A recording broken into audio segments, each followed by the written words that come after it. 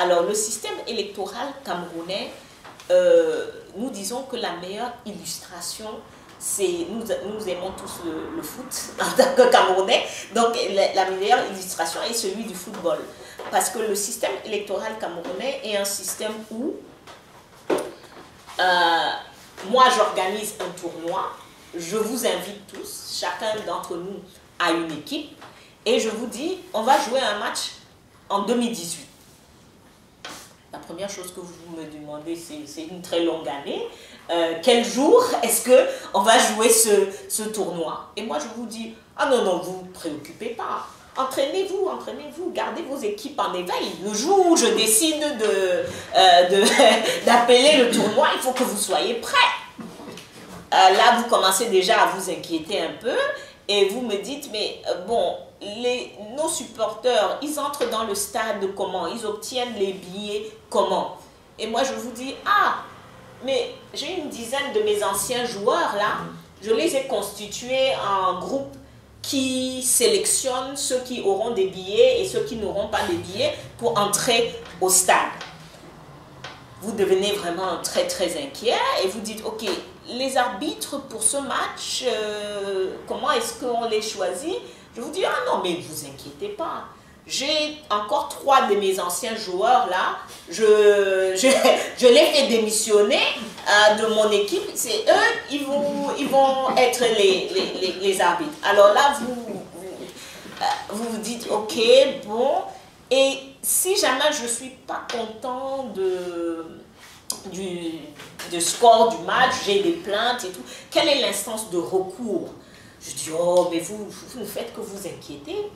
J'ai encore un groupe de mes anciens joueurs et c'est eux l'instance de recours. Voilà les élections au Cameroun. On est tous en train de rire, mais c'est précisément ça, les élections au Cameroun.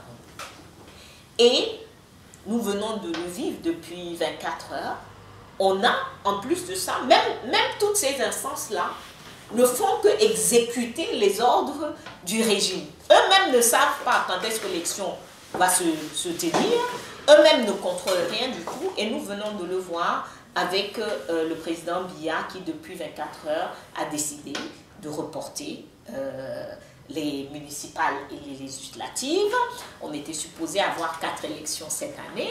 Et il vient de décider, il a envoyé un courrier au Sénat leur demandant de proroger le mandat des députés et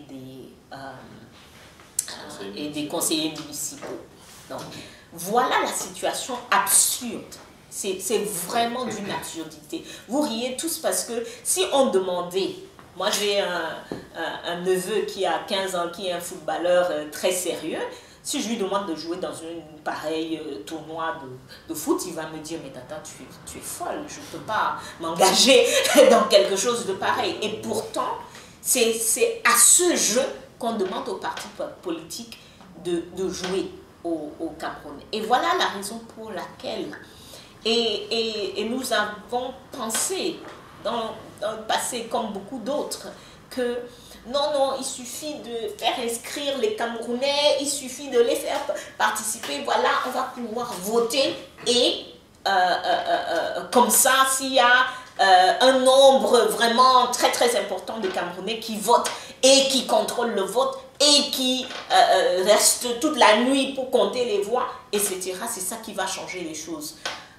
La première chose, c'est que parfois on ne regarde pas nous-mêmes notre histoire. Cette stratégie, elle a été essayée en 92, elle a même marché, quelqu'un d'autre a gagné les élections, mais les institutions que je viens de vous décrire ont refusé d'accorder la victoire, tout simplement.